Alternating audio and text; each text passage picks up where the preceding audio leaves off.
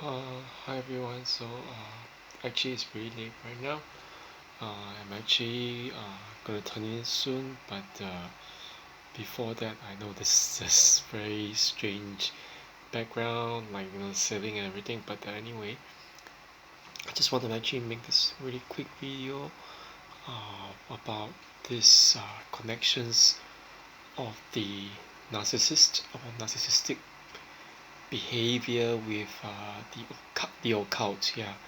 So I know that not many people actually have actually talked about this, and I know that there's also not much of research, because after all, this is not a very scientific take on the whole idea of narcissism. It's the idea that all these narcissists, whoever they are, that they are behaving this way because of um, some spiritual forces, yeah, that is actually enabling them. So I'm not exactly sure what everyone's take on this is, but I think from my point of view that if you have actually experienced the narcissistic rage, where their eyes change color, and even not just that, but even the way they seem to understand like your behaviors, like they, even before they start uh, doing things like dating you and everything and getting into a serious relationship with you.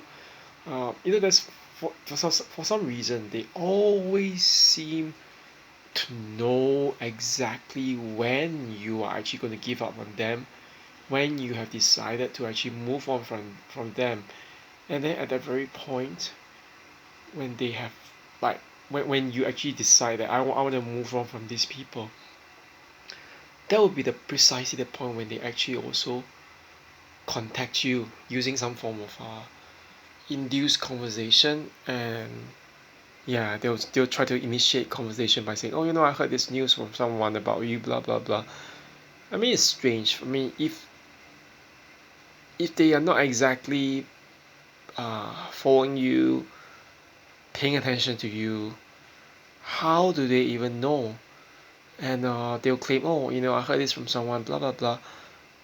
Again, that person that whom they claim to have heard it from, I mean, about you having a news or whatever, they barely even knew that person. So what was going on down here?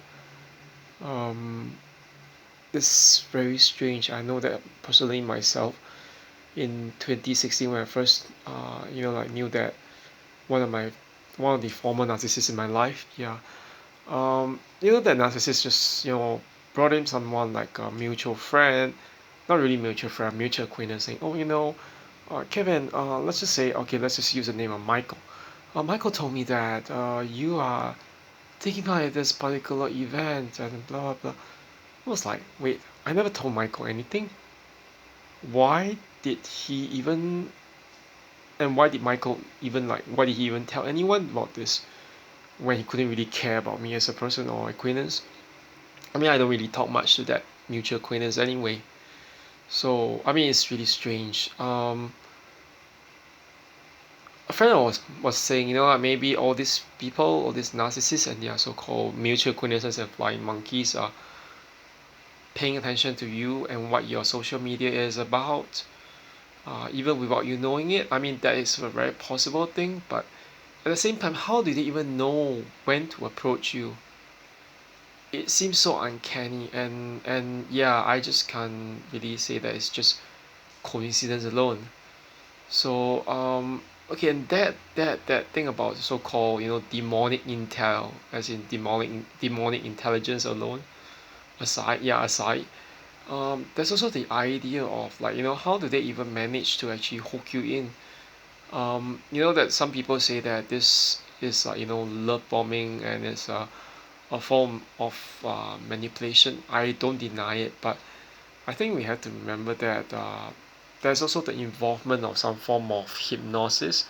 Yeah, someone that I know in this community has actually said that it's actually a form of trance induction. Yeah, trance induction is when they keep on repeating certain things, um, like things that they want you to hear, And when you hear it, eventually you end up, yeah, you get hooked in, and you believe in them.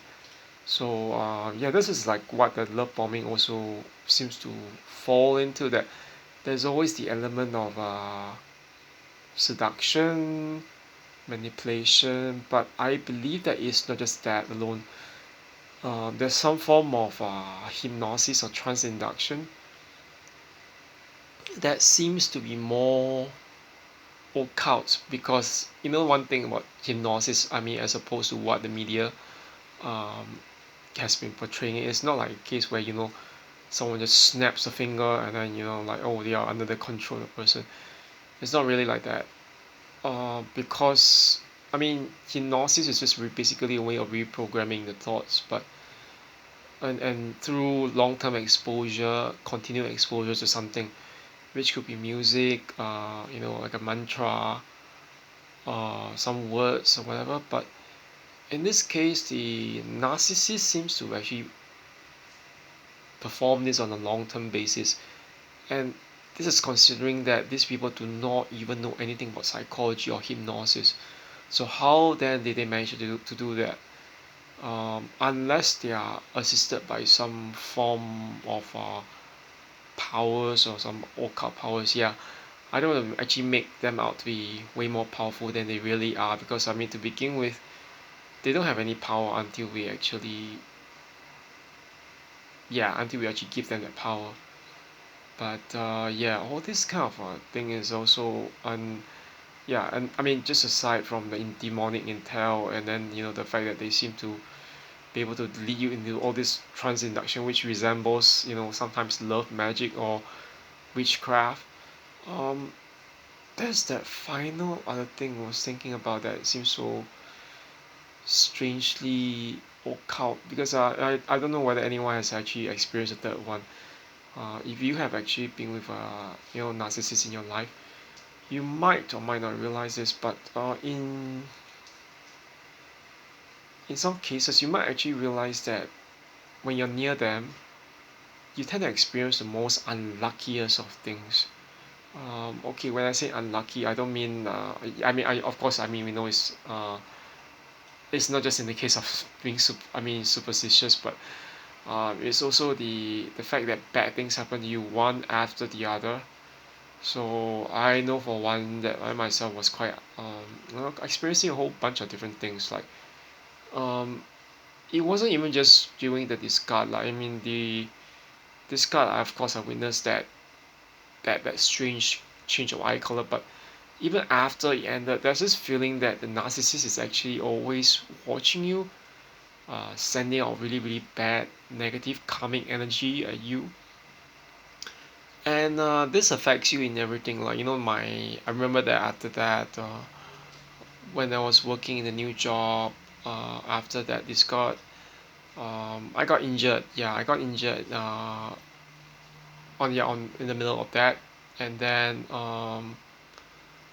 after I quitted that job after about 5 or 6 months, I went on to another new job, and at the point in time, my body was failing me as well.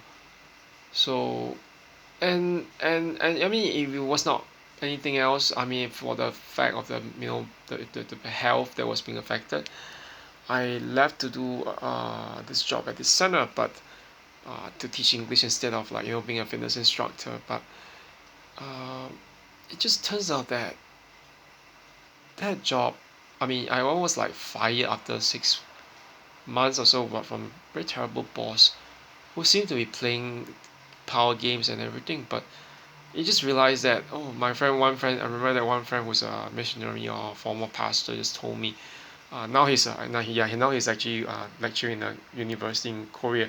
He just told me, based on what he had heard, Kevin, you seem to be going through the worst of things, like this most unluckiest of things. How is it possible? Um, yeah, he couldn't understand it. I mean, even being a Christian and everything. I just told him, I don't know what's going on either. In retrospect, now I can probably say this. Like it really rubs off the narcissist. Their negative karmic energy always rubs off onto you. and this leads you to experience the worst things that you can even imagine. Okay, so yeah, so these are basically what I can say about the kind of relationship that they actually have towards the occult. I'm gonna actually talk a little bit more about this later on, but for now I'm actually turning in. So I'll just see everyone again when I actually manage to, yeah, get some rest and for the weekend, yes, because I actually have to work later on in the weekend, maybe in the evening. Okay, have a good one, everyone. Bye bye.